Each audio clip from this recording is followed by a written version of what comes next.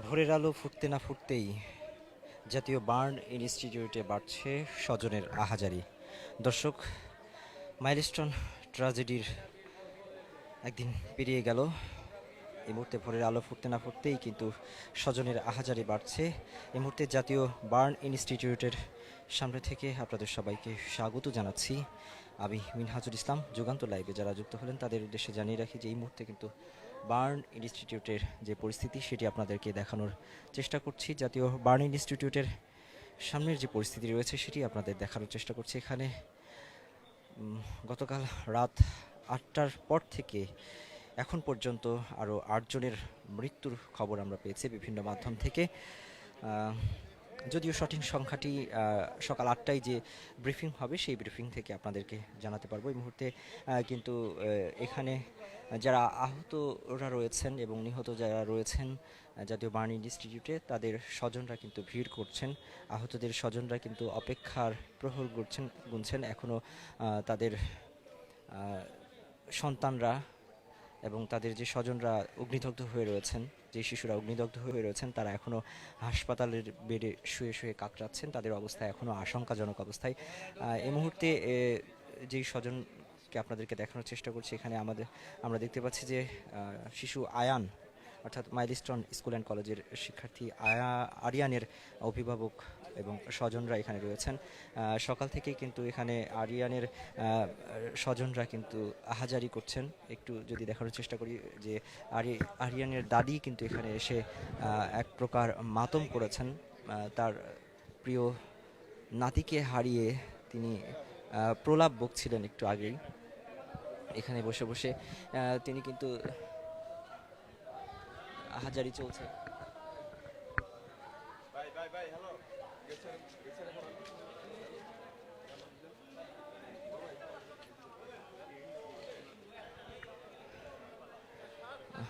দর্শক, আজকের যে ভোরের আলো সেটি আনন্দময় হওয়ার কথা ছিল, কিন্তু গতকালের যে দুর্ঘটনা, অর্থাৎ উত্তরার মাইলস্টোন স্কুল অ্যান্ড কলেজে বিমান বাহিনীর একটি প্রশিক্ষণ বিমান বিধ্বস্ত হওয়ার যে ঘটনাটি ঘটেছে আপনারা সবাই জানেন, সেই ঘটনার পর থেকে কিন্তু বাংলাদেশে শোকের ছায়া নেমে এসেছে পুরো দেশ জুড়ে।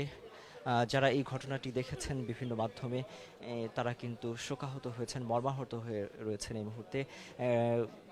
এই ঘটনার পর থেকেই, অর্থাৎ গতকাল দুপুরের পর থেকেই কিন্তু এই হাসপাতালগুলোতে বাংলাদেশের সাধারণ জনগণ কিন্তু ঝাঁপিয়ে পড়েছিলেন যারা আহত এবং অগ্নিদগ্ধ রয়েছেন তাদের যেন বাঁচানো যায় সেই চেষ্টা করতে।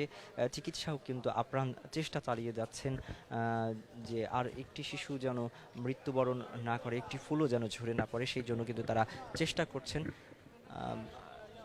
সর্বাত্মক চেষ্টা চালিয়ে যাচ্ছেন। চিকিৎসকরা যেটি বলেছেন, এই বার্ন ইনস্টিটিউটের চিকিৎসকদের সাথে আমরা কথা বলেছি, তারা যেটি বলেছেন যে তারা সর্বোচ্চ চেষ্টা চালিয়ে যাচ্ছেন। যেই অগ্নিদগ্ধরা এই বার্ন ইনস্টিটিউটে ভর্তি হয়েছেন তাদের জীবন বাঁচানোর জন্য। বাকিটা তারা দেশবাসীর কাছে দোয়া চেয়েছেন, তারা দেশবাসীকে প্রার্থনা করতে বলেছেন যেন এই শিশুদের জীবন ফিরিয়ে দেন সৃষ্টিকর্তা, তারা যেন বেঁচে ফিরতে পারেন, সেই জন্য কিন্তু চিকিৎসকরা দোয়া চেয়েছেন এবং বাকি চেষ্টা তারা করে যাচ্ছেন, সেটি কিন্তু তারা আমাদেরকে জানিয়েছেন।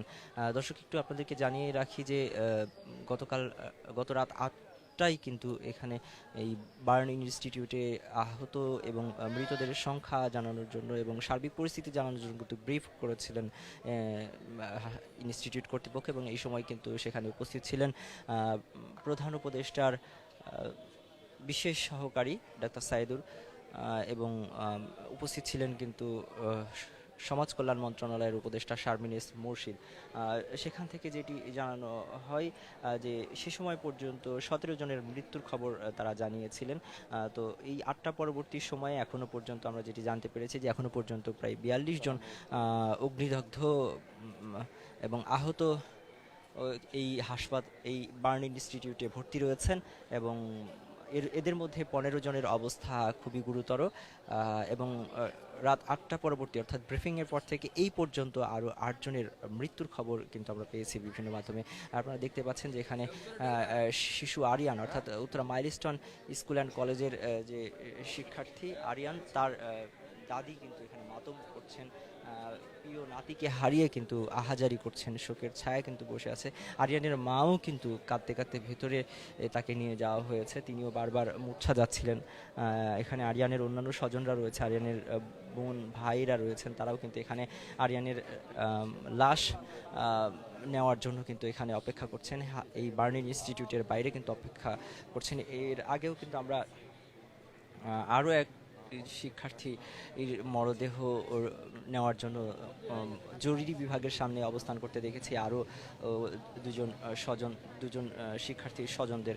এই মুহূর্তে এই যে বার্নিং ইনস্টিটিউটের যে পরিস্থিতি, সেই পরিস্থিতিটা আসলে খুবই হৃদয় বিদারক। এখানে আসলে খুবই আসলে এই যে পরিস্থিতি সেটি আসলে বলে বোঝানো সম্ভব নয়। এখানে আজকের যে ভোরের আলোটি সেটি সবার জন্যই যেন বিষাদময়, বিশেষ করে এই বার্নিং ইনস্টিটিউটে এই মুহূর্তে যারা অবস্থান করছেন, এই মুহূর্তে যারা তাদের প্রিয়জনদের স্নেহের সন্তানদের জন্য যারা অপেক্ষা করছেন, তারা আসলে খুব মর্মান্তিক একটি সময় পার করছেন।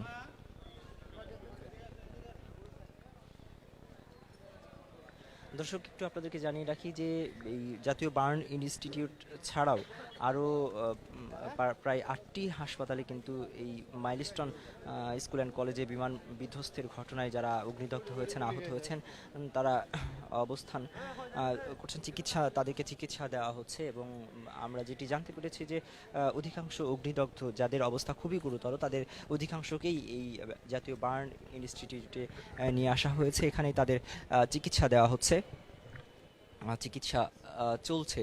এবং আমরা যতটুকু জানতে পেরেছি যে প্রধান উপদেষ্টার দপ্তর থেকে কিন্তু এখানে সার্বক্ষণিক খোঁজখবর নেওয়া হচ্ছে আহত এবং অগ্নিদগ্ধ যারা রয়েছেন তাদের চিকিৎসার ব্যাপারে, কিন্তু সবসময় চেষ্টা চালিয়ে যাচ্ছেন। এবং আমরা আপনাদেরকে একটু জানিয়ে রাখি যে সারা রাত অর্থাৎ গত এই পুরো রাত ভর কিন্তু এখানে অনেক স্বেচ্ছায় রক্তদাতারা কিন্তু এখানে উপস্থিত ছিলেন, যেন যে কোনো জরুরি মুহূর্তে তারা রক্ত দান করতে পারেন, রক্তের প্রয়োজন হলে তারা যেন সাড়া দিতে পারেন। এই জন্য কিন্তু অনেকেই এখানে রাত জেগে জেগে অবস্থান করেছেন। এখানে কিন্তু সারা রাত আমরা দেখেছি যে আইনশৃঙ্খলা রক্ষাকারী বাহিনীর সদস্যরাও কিন্তু ছিলেন, বিশেষ করে আমরা দেখেছি যে সেনাবাহিনীর যে টহল দল তারা কিন্তু এখানে ছিলেন, পুলিশ সদস্যরা ছিলেন, র্যাব সদস্যরা ছিলেন, আনসার বাহিনীর সদস্যরা এখানে ছিলেন, পাশাপাশি রেড ক্রিসেন্টের যারা ভলেন্টিয়ার তারাও কিন্তু এখানে সারা রাত অবস্থান করেছেন। অনেকেই কিন্তু এই ঘটনাটি উত্তরার মাইলস্টোন কলেজে স্কুল অ্যান্ড কলেজে বিমান বিধ্বস্তের ঘটনায় যে হৃদয় বিদারক যে এবং মর্মান্তিক যে ঘটনাটি ঘটেছে, সেই ঘটনা অনেকের মনকে নাড়া দিয়েছে। তারা আসলে ঘরে থাকতে পারেননি, অনেকেই কিন্তু এখানে চলেছেন, অনেকেই এসে ফ্রিতে খাবার বিতরণ করেছেন, অনেকেই ফ্রিতে রাইড সেবা দিয়েছেন, যেন আহত এবং যারা নিহত স্বজনরা যারা এই হাসপাতালগুলোতে আসছেন তাদেরকে নিয়ে দ্রুত পৌঁছানোর জন্য কিন্তু তারা ফ্রিতে রাইড সেবাও দিয়েছেন, সেটিও কিন্তু আমরা এখানে দেখেছি। এই মুহূর্তে কিন্তু বেলা যত বাড়ছে এখানে কিন্তু আহত এবং নিহতদের স্বজনরা কিন্তু এসে ভিড় করছেন। বাহিরে দেখতেই পাচ্ছেন যে এখানে কিন্তু যারা অবস্থান করছেন অধিকাংশই ভেতরে যে অগ্নিদগ্ধ শিক্ষার্থীরা বা অগ্নিদগ্ধ যারা রয়েছে তাদের অভিভাবক এবং স্বজনরা কিন্তু এখানে অপেক্ষা করছেন। আমরা যতটুকু জানতে পেরেছি যে এই বার্নিং ইনস্টিটিউটে যারা অগ্নিদগ্ধ অবস্থায় চিকিৎসাধীন অবস্থায় রয়েছেন তাদের অধিকাংশই কিন্তু শিশু, এছাড়াও কয়েকজন শিক্ষক রয়েছেন, অভিভাবকও রয়েছেন এই বার্ন ইনস্টিটিউটে, যারা মাইলস্টোন স্কুল অ্যান্ড কলেজে ছিলেন, সেখানেই কিন্তু এই বিমান বিধ্বস্তের ঘটনায় তারা অগ্নিদগ্ধ হয়ে আহত হন। এবং আরেকটা বিষয় আপনাদেরকে জানিয়ে রাখি যে এখানে যারা অগ্নিদগ্ধ হয়ে চিকিৎসা নিচ্ছেন অধিকাংশ শিশুরই শ্বাসনালী ক্ষতিগ্রস্ত হয়েছে।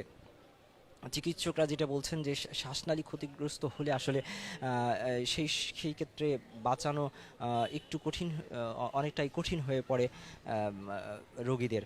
তো সেই জায়গায় যাদের শ্বাসনালী ক্ষতিগ্রস্ত হয়েছে বা পুড়ে গেছে, তাদের অবস্থা খুবই আশঙ্কাজনক, সেটি কিন্তু চিকিৎসকরা জানাচ্ছিলেন।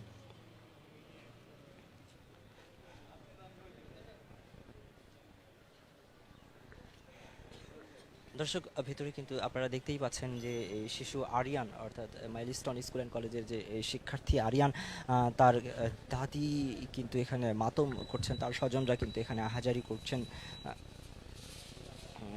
তার লাশ নেওয়ার জন্য, কিন্তু এখানে অপেক্ষা করছেন তারা। এখানে আরিয়ানের পরিবারের অন্যান্য সদস্যরাও কিন্তু অপেক্ষমান রয়েছেন, বসে রয়েছেন তাদের আরিয়ানের লাশটি নেওয়ার জন্য, যে আরিয়ানকে কিনা এই সকালে, আজ সকালেই হয়তো আদর করে স্কুলের জন্য প্রস্তুত করতেন।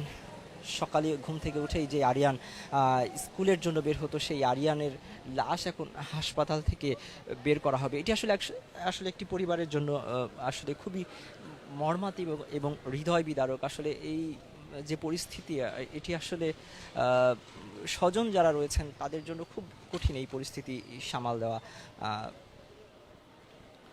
তো এবং স্বজনদের সাথে আমরা কথা বলেছি, তারা বলেছেন যে এই ধরনের যে ঘটনা, সেই ঘটনা যেন আর ভবিষ্যতে না ঘটে, সেজন্য ব্যবস্থা নেওয়ার প্রতি সরকারের প্রতি তারা আহ্বান জানিয়েছেন। এবং তারা আরও একটি কথা বলেছেন যে এই রকম পুরনো যে বিমানগুলো রয়েছে, যেগুলো আসলে ঝুঁকিপূর্ণ, সেই ধরনের